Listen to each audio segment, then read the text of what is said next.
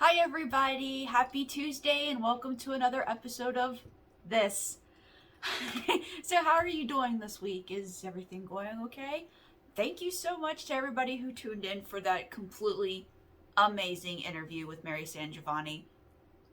It got 8 times more views than any other video I put up on this channel. So thank you. I'm really happy to see that Mary has so many admirers. That honestly makes me really happy. So let's go ahead and get into it. 2 weeks ago, we did weird monsters in movies. So now I want to talk about weird monsters in books. And again, we're a little fluid with the definition here this week because they're not all necessarily weird monsters. Sometimes it's just your kind of average, like, possession that plays out really weird. Like, I've never seen that before. I haven't seen it since. That's the great thing about all fiction, but particularly horror fiction. The really imaginative creators can take us to, like, really fucking bonkers places, and it's nothing but great.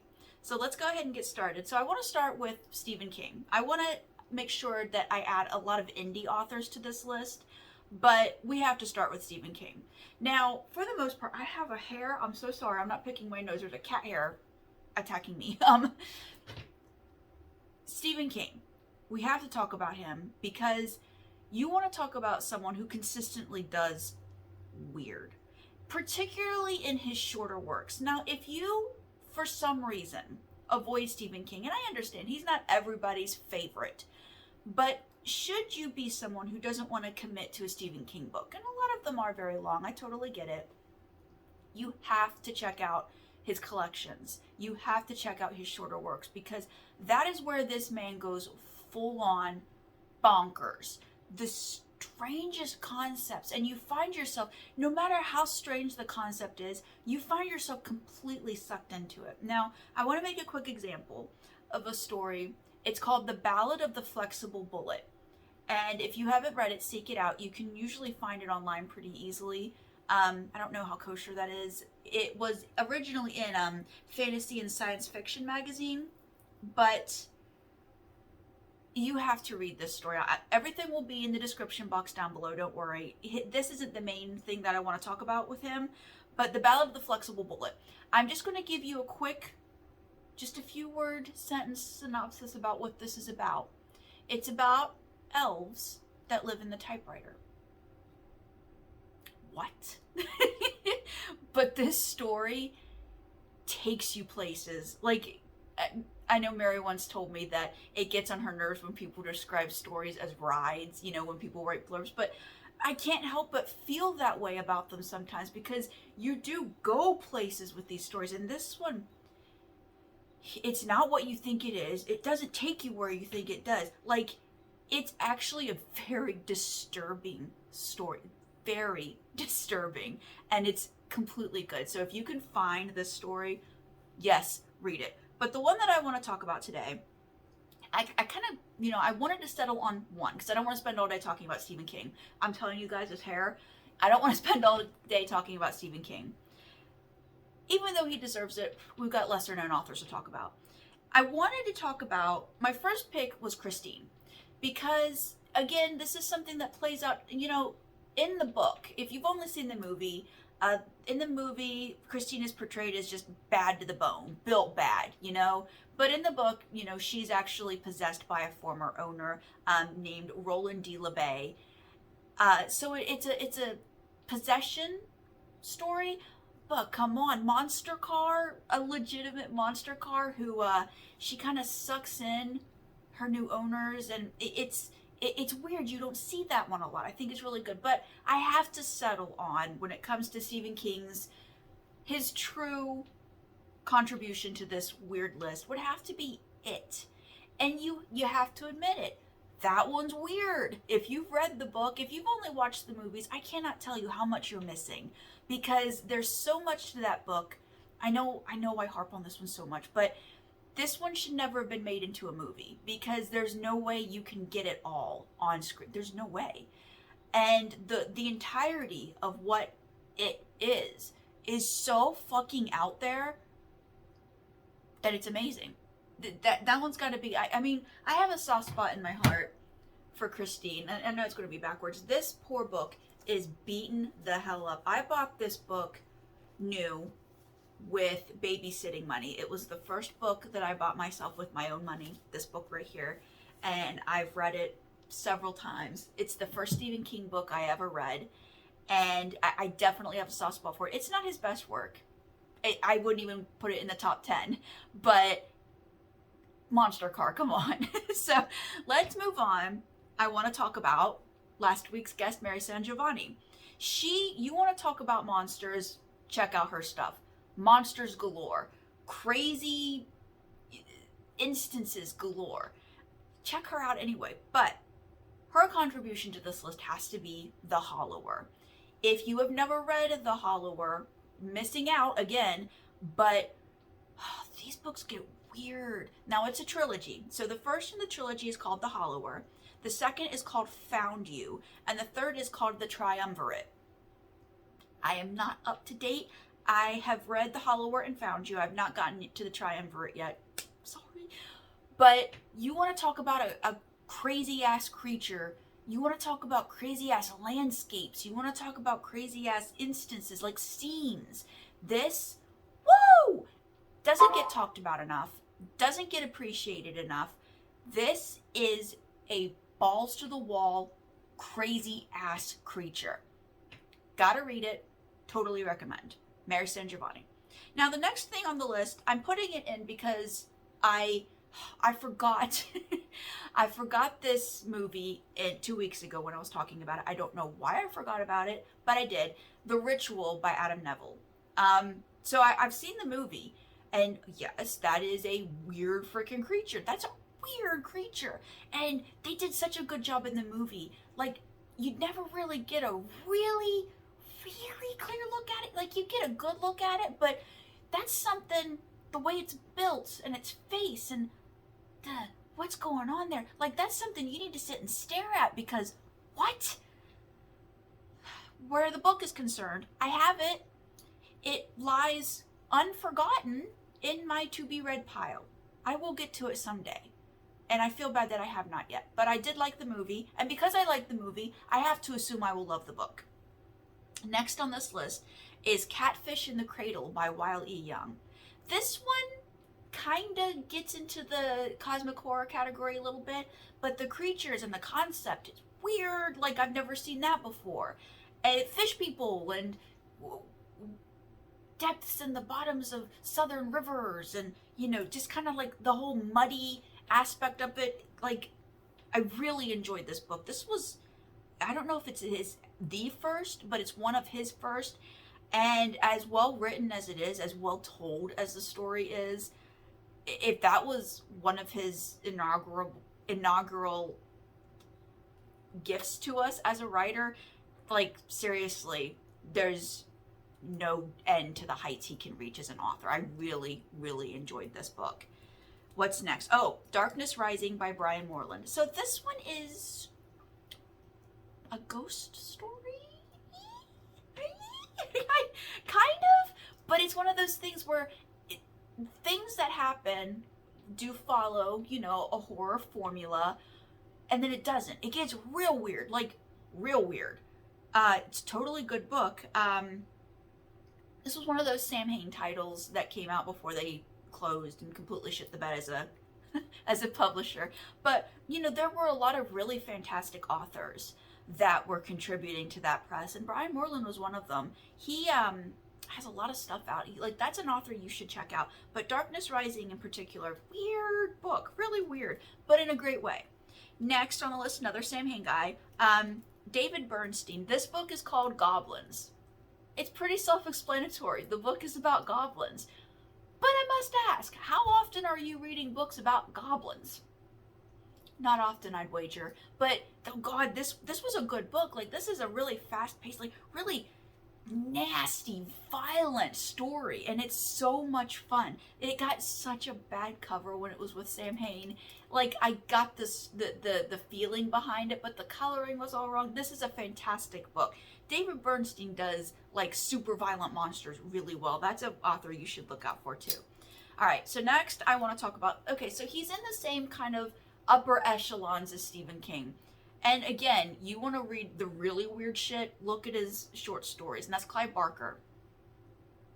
See, I had a hard time picking this one too because, again, with all those books of blood, all those short stories, there's a lot to pick from. But I'm choosing the Hellbound Heart because I did talk about the Cenobites in, weird shit in movies. And even though in the movie they're demons, they're weird, right? Like, how often do you see demons like that? And if you haven't read the book, so the book and the movie differ on certain points, certain details. And I'm not mad about either of them. I've never watched the movie and been like, well, it happened this way in the book. I don't know why they changed it. I get it. I understand. But this is a really good book. And there's names given. And the characters in the movie aren't who you think they are in the book. Like, Kirsty isn't someone's daughter. Julia isn't the wicked stepmother. It's a little different, but not so much that you wouldn't recognize it. I really wanted to do Rawhead Rex. And I can't remember which Books of Blood that short story is in. Or is it in a Books of Blood? I honestly don't remember. See, these prolific writers, I'm always going to get tripped up. I could have looked it up, but I didn't, so... But Rawhead Rex, if you've seen the movie, read the story. Read the story. Weird-ass monster, totally worth your time. The movie, woo, I guess for cheese factor, like, that thing looks like a deranged leather Muppet, right? The story is way better. Totally find that. But officially on this list, we're at Hellbound Heart.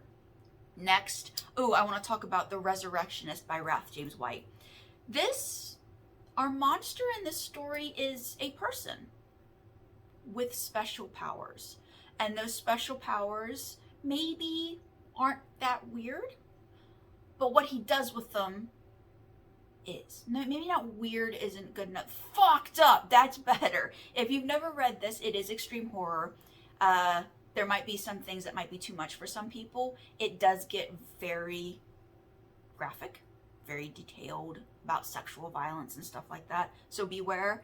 But if you're okay with stuff like that, oh yeah, fucked up.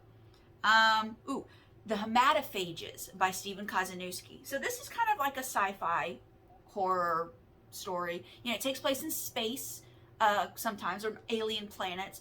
This is like a alien vampire slug story. It's really good. There's a lot of scenes, like I think about the scene, eyeballs or something that I think get a lot of people. And there's some eyeball bullshit in this story. Worms popping out of people's eye sockets and the eyeball popping to make room for the worm coming out. It's a very good story. It has a sequel that I will get to someday, and I will let you know. But you need to check out the first one. What's next? So another big writer I want to talk about is Anne Rice. Now, Anne Rice does vampires, but she doesn't just do vampires. So this one is kind of weird. It's weird for her, but it's weird all around. The book is called Servant of the Bones. I can never remember if it's To the Bones or Of the Bones. This is Servant of the Bones. And it's... So Anne Rice, something that she does really good that I don't think she gets enough credit for is historical context, historical details. She writes stories that take place millennia ago. Certain scenes from them, even with the vampires. Some of those vampires are freaking old, you guys. So she does that really well. This story starts in ancient Babylon, I believe. So way back. And what this story is kind of like a genie, kind of like a ghost possession story. It's weird, but it's good. This is, it is Anne Rice. It gets kind of romantic, but also it is Anne Rice. It's very violent. It is a very violent story, and it's a good book. This was one of the first books of Anne Rice I ever read, and like, if you're even open to reading Anne Rice, some people aren't, which I guess I get. Not totally, like, stop it, but this is a good book by Anne Rice. What do we have next? The Mudman by Rob Errera. Weird. Like, this is a weird book. And, sometimes weird goes too far to where you can't follow the story. It's not the case with this one. Again, it's a mud man, kind of like a concrete man, kind of like a sculpture man, but he does you can do with this guy, and he's out for revenge, and he procreates, and there's a lot going on with the story, but it's balls to the wall fun. Totally great read. Absolute recommend. You know I had to do it. I had to put Ruby Jean Jensen somewhere on this list. And again, this is the first scary book I ever read. This is it. I mean, I found this in a pile in my hoarder grandmother's house, and this is the very same book. It's held together, but you can't see it. It's clear tape, but it's held together by clear tape. This book still to this day gets to me because it's weird. Now, it's called The Haunting. Yeah, and it's about a haunting. Hey, no, it's not about just a ghost. It's not about just a witch. It's not about just weird lizard things living in the cellar. It's not just about a haunted squishy doll. There's a lot going on with this book, and it's so good.